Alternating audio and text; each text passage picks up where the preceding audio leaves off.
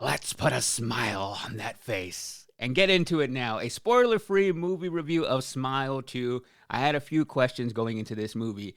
Is it going to improve upon the first one? I wasn't the biggest fan of the first one. I rated that one a 2.5 out of 5 because I felt that movie came to a screeching halt in the second and beginning of third act where it got so boring. It spent so much time focused on the curse and unraveling the mystery of the curse. I believed in the idea of the first one. If I were an investor, I would have taken my money and invested in Smile 2, knowing that director Parker Finn had something there, had people talking about this movie, just didn't really have the movie down quite yet for me as a horror movie fan. So is this one going to improve upon Smile 1 and really cash in on that hype? The second question I had, is it going to rely again on jump scares?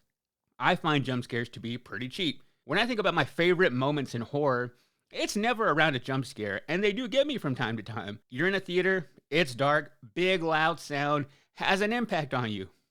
Watching this movie, I did jump out of my, maybe not fully out of my seat, but it got me a little bit, my heart rate going. It'll get you. But when I think about my favorite moments in horror movies, it is never a jump scare. It's fun, but I feel like it's almost cheap because you're just taking the audience kind of for granted there because, yes, they are in this vulnerable state. And if you play anything really loud and comes out of nowhere, you're going to scare people. But that's not going to be the most memorable thing about your film. You have to really create an energy and create memorable experiences by building that tension, not just relying on big, loud sound effects to scare your audience, unless that's all you want, and unless that's really how you get your kicks when going to a horror movie. But for me, I don't love them. And the third question is, was it going to be so predictable? And I know this is an annoying thing about me, but I always like to predict movies after watching the trailer. That's why on this podcast, I do the trailer park. And it might be annoying to you when I'm like, okay, I see this in this trailer. They are focusing on these parts. This is what I think is going to happen in the final act.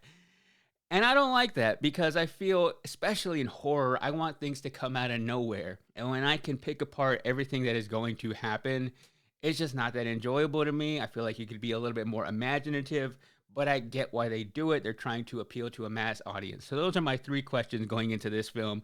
Let's get into what actually Smile 2 is about. It takes place 6 days after the original, which I like that. These movies are tying into each other. And after watching Smile 2, I really feel like these are both definitive chapters.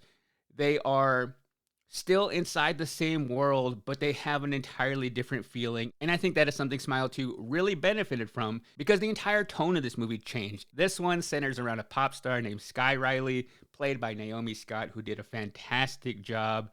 She is about to embark on this big world tour after just going through something pretty dramatic. It starts out with her going on to Drew Barrymore's talk show, talking about how she appreciates her fans sticking with her through a really tough time in her life. Talks about doing drugs, gives a little glimpse into her dark past, and you learn more about that as the movie and story develops. This movie is a big commentary on the pressures of fame, trauma, and overall what it feels like to go completely crazy and have nobody believe you. Because everything is riding on this tour that she's about to go on because it is going to be the definitive moment in her career now because this tour to her is going to make or break her career.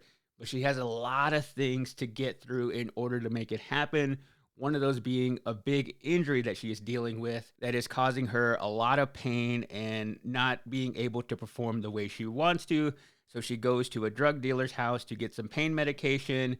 And that is where, if you've seen the trailer, you see Lucas Gage's character there, unalive himself. And that is where the fun begins because it starts to blend the line of what is actually happening in the real world and what is just happening inside her mind and all these illusions that are being created because of this curse. My biggest problem with the first one is it spent so much time talking about this curse and trying to unravel the secrets.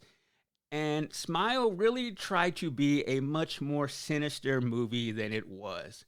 Really diving into the past and had one of my worst tropes in horror movies of all time is whenever you go on a big mission to try to figure out what is happening here. You unravel this secret and you try to figure it all out before it's too late. Then you have a big lame battle at the end. I hate that whole driving to another town, another city to talk to somebody who may have some information on this.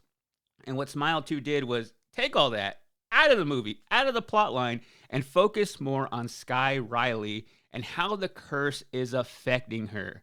And you really see her fall into this just manic state happen and unravel piece by piece. That was just really fun for me to watch. I do like it at the beginning of the movies where the actor comes on, says a little something about the movie, thanking you for coming to the theater, and sometimes I think that has no effect on me. But Naomi Scott said something in that kind of set up my expectations of, hey, go on this ride with me. Join me in the story of Riley. And I thought about this movie a little bit different of, okay, I'm going to take this journey with this character and experience it the way that they are experiencing it. And I feel like as the viewer, if you really let yourself dial into this movie, you start to feel it too. I will say it does it kind of like the first one in a very slow approach where you start out just little by little, and it's really not that scary in the beginning. Because when watching it on the big screen, just having somebody standing there smiling really isn't that scary. And what do? They still rely on that jump scare. The biggest moments that came, I would say, in the first and part of the second act very much rely on catching you off guard with a big sound effect. And some of the visuals are pretty bloody and mildly disturbing. But I would say it doesn't really become, to me, a full on horror movie until that second and third act. In those last 40 minutes, it becomes an entirely different movie when all the chaos starts unfolding, when all of the big action starts happening in the sky. That is when it really gets good. And that is such an improvement from the first one, because in those last 40 minutes of the first one, all the action was in those last 10. And there was a point in that movie where I almost fell asleep because there was nothing happening. It was a lot of dialogue. The entire plot line of that main character was kind of a snooze fest. But here you had multiple layers going on with Sky Riley. Not only the pressures of needing this tour to work and having her mom slash manager control all the aspects of her life, trying to do all these appearances, trying to just be a human at the same time where you have fans trying to approach you, you're trying to do meet and greets. That in itself was a story that I was interested in. And then you have all these horror elements happening on top of it, of her going crazy and not being able to know what is actually happening in real life. Really not even knowing that she has a curse on her because she has no idea what is happening. That is an entirely different thing going on at the same time. So combining those things together really made me invest in her character and made this movie really entertaining for me.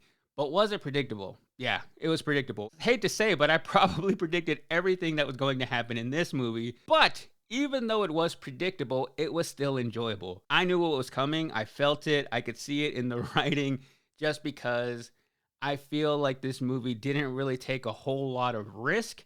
But what it did well. So even though it was predictable, I didn't find myself being unsatisfied with the results. I actually enjoyed living in this world that felt a little bit more grounded than the first one. Like I said, the first one felt like it was trying to be much more sinister, felt more like a nightmare tale. This one really felt more like how you and I would experience this happening to us. So this one just had much more of an effect on me, so much so that I had a nightmare after watching this movie, that I too saw certain things happening in my dream where I was walking by a poster and it was like a picture of somebody, and then suddenly their smile got really big and I started to freak out thinking that this was happening to me too. So it definitely had much more of an effect on me. But what really made me enjoy this movie was Naomi Scott's performance as Sky Riley, who is the character that you don't entirely root for the entire time, because she has some good qualities about her. Actually, very few when you think about it, and a lot of bad qualities about her. So I like movies where you don't present the person going through all this as somebody who you entirely root for, because she has done some things in her past. I think for me, I just hate when they have somebody who is like a global pop star, but they make sure to say it in every interview. If you think about the most famous people in music right now, they don't go on TV shows and everybody's like, welcome, global pop sensation. You just know if Harry Styles goes on a talk show, if Selena Gomez goes on a talk show, which is about the level of fame that Sky is in this movie, they don't need to give any qualifiers of how famous this person is. And I don't know why that bothers me, but it does.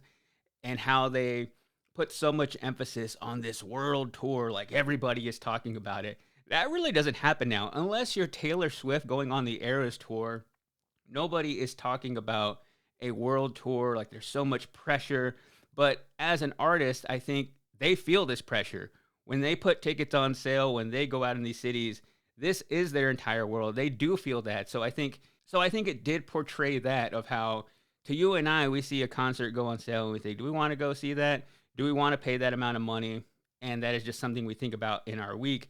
But to this artist going on this tour, they can feel that. They feel if this is going to make or break them. But I just think that the way they portrayed this character isn't entirely true to how somebody at this level would be. But I do think it showed some of the things they have to deal with, like super obsessed fans, if you get bad press and how hard it is to recover from that, and just overall the pressures that not everybody sees when you just see people on Instagram or on TV shows. Naomi Scott went all in on this performance, and the movie left nothing on the table, which is usually my biggest criticism when it comes to a horror movie that is trying to build a franchise, leave some things in mystery. But this movie gave you everything. It went all out. It cranked it up to 11 and said, we're going to give you the best performance we can in this movie. So they really capitalized going into this movie with more momentum, having more people talking. They still did all the promotion like they did for the first one, which I think is something that really sets a movie like this apart,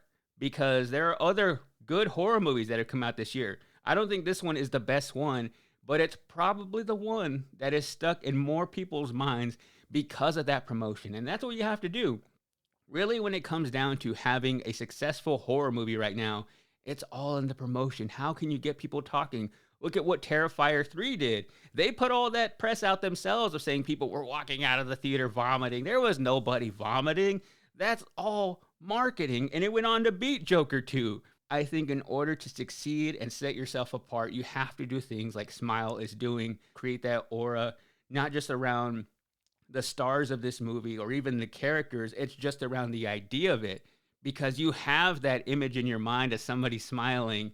That poster can terrify you alone. So I found myself enjoying all 2 hours of this movie. Definitely a major improvement on the first one, which that one I gave a 2.5 out of 5. But for Smile 2, I give it 4 out of 5 pop stars.